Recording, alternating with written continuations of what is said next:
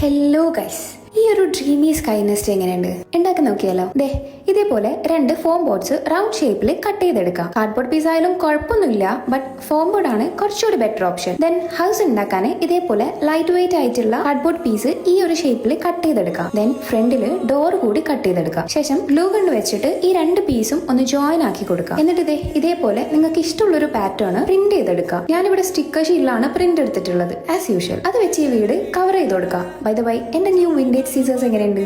അടിപൊളിയല്ലേ?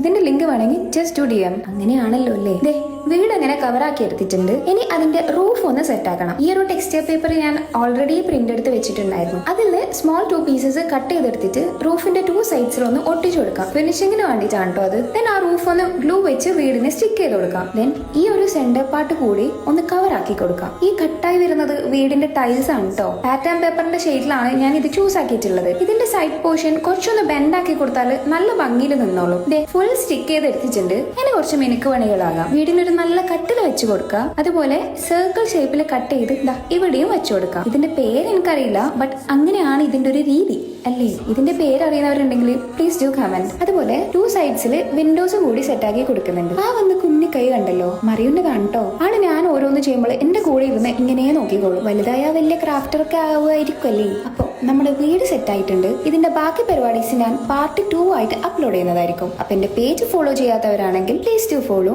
Like and do comment below. Okay, by.